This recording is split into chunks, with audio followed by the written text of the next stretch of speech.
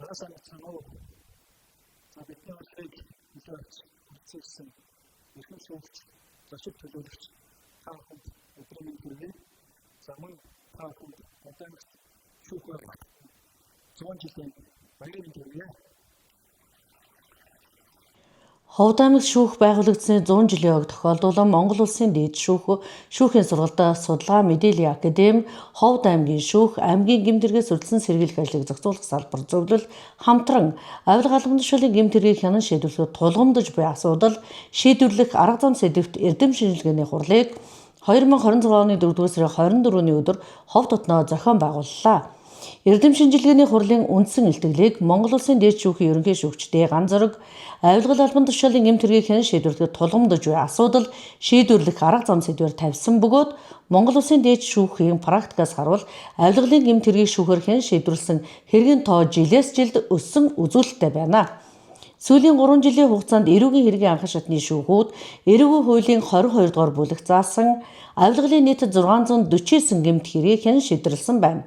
Тодорхойлбол 2023 онд 189 хэрэг 2024 онд өмнөх оноос 16.5% өссөн буюу 217 хэрэг 2025 онд өмнөх оноос 11% өссөн буюу 243 хэргийг тус хянан шийдвэрлсэн байна. Шүүхээр хянан шийдвэрлэж байгаа хэргийн тоон үзүүлэлт өсөж байгаа нь тухайн төрлийн гэмтэргийн илрүүлэлт өсөж байгаа эерэг талдаач энэ төрлийн гэмтэргийн гарал нэмэгдэж байгаа гэх сөрөг талыг мөн харуулж байна гэлээ. Авилга албан тушаалын гэмтэргийг илрүүлэх мөрдөн шалгах хянан шийдвэрлэхэд тулгамдж буй асуудлыг нээн илрүүлж шийдвэрлэх арга замыг тодорхойлох хууль хэрэглээ шүүхийн практикт ашиглах боломжтой санал зөвлөмж боловсруулах үүднээс энэхүү эрдэм шинжилгээний хурлаар дараах илтгэлүүдийг хэлэлцүүллээ.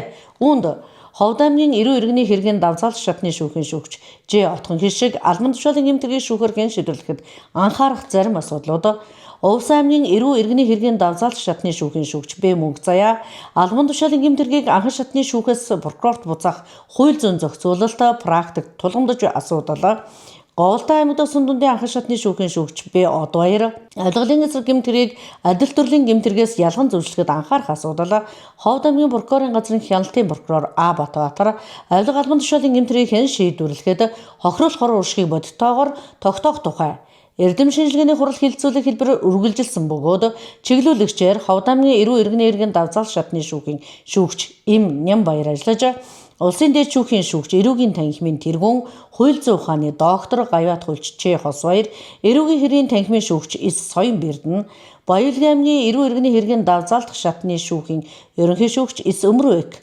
Увс аймгийн эрүү иргэний хэргийн давзаалт шатны шүүхийн ерөнхий шүүгч Ил Алтан нар панелистаар оролцсон юм а. Ховд аймгийн эрүү иргэний хэргийн давзаалт шатны шүүхийн ерөнхий шүүгч энэ туяа уг хурлыг хааж хэлсэн үгэндээ хурлын ач холбогдлыг өндрөө үнэлж байгаагаа илэрхийлээд талуудын оролцоо чухал болохыг онцоллоо.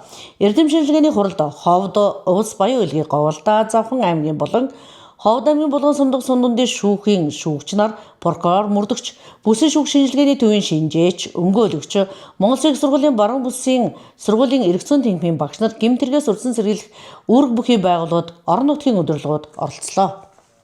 Түүхэд 100 жилийн ой тохиож буй Ховд аймгийн шүүх нь Бүгд Монгол Ард улсын засгийн газрын гишүүдийн 1926 оны 4-р сарын 16-ны өдрийн 15 дугаар хурал улсын баг хурлын тэргүүлэгчдийн 21-р хурлаас альва шүүх таслах газруудыг шинжилэн байгуулах тухай дүрмийг баталж 5 аймаг 3 хот 71 шуунд анхан шатны шүүхийг байгуулсан түүхтэй. Монгол Улсын анхны 5 аймгийн шүүхийн нэг болох Чандман уул аймгийн шүүх 1927 оны 1-р сарын 3-ны өдөр байгуулагдсан Ховд аймгийн шүүхийн анхны суурь тавигдсан билээ. Ховд аймгийн шүүхийн анхны даргаар нутгийн сэхэтэн халдваргай томилогдож байсан байна. 1931 онд орон нутгийн захиргааны зохион байгуулалтыг өөрчилсөнтэй холбогдуулан тус аймгийн шүүхийн харьяалж байсан зарим аймагт шүүх байгуулагдаж Ховд аймгийн шүүх аймгаа дагнан харьяалахаар тогтсон байдаг. 1992 оны үндсэн хууль батлагдаж шүүхийн бүтэц тогтолцоо зохион байгуулалтанд өөрчлөлт орсноор 1993 оноос Ховд аймгийн шүүхэд давзаалт шатны шүүхөө Сундундын 2 шүүх ажиллаж эхэлжээ. Ховд аймгийн шүүхээс аймгийн шүүхийн дарга асан гээд орж очоо аймгийн шүүхийн ерөнхий шүүгчдээ 50 хүү аймгийн шүүхийн шүүгч Монгол Улсын дээд шүүхийн шүүгч асан энэ төрөт нарын иргэмүүд Монгол Улсын Гавьяат хулч цол хүртэж ингрэ мэлаасан байна. эрдэм шинжилгээний баг хурлыг зохион байгууллаа. Тэгэхээр 100 жилийн ойн баяр ёслолын үйл ажиллагаанд академик шин чанартай юм үйл ажиллагаанд анхаарлаа хандуулсанд бүгд их зөв зүйтэй гэж одоо миний хувьд үзэж байгаа юм. За ингээд эрдэм шинжилгээний баг хурлын үеэр аймгийн одоо Хөршин аймгийн төлөөлөл шүүгч нар илтгэл тавилаа.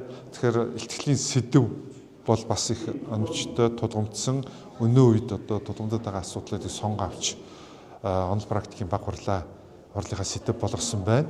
За мөн энэ хурлын үеэр бол илтгэл тавьсан шүүгч нар за авилгын гэмт хэрэгтэд тэмцэхэд мөн авилгын гэмт хэргийг хянан шийдвэрлэхэд тулгамдаад байгаа бэрхшээл үүсгэж байгаа асуудлуудыг соргоогоор олж харж түүнийг даван туулах арга замын хамт санал болгож ийм амжилттай илтгэлүүдээ бол тавилаа. За үүний тавьсан илтгэлүүдийн дагуу мөн шүүгч нарын дунд тийм халуун идэвхтэй яриа өрнөлөө. За эндээс бол бид бас туршлага солилцлоо, мэдээлэл олж авлаа. За мөн энэ бэрхшээлүүдийг давж туулах арга замын талаар одоо ерөнхий төсөөл ойлголттой болсон ийм үр дүнтэй хурал боллоо гэж үзэж байна.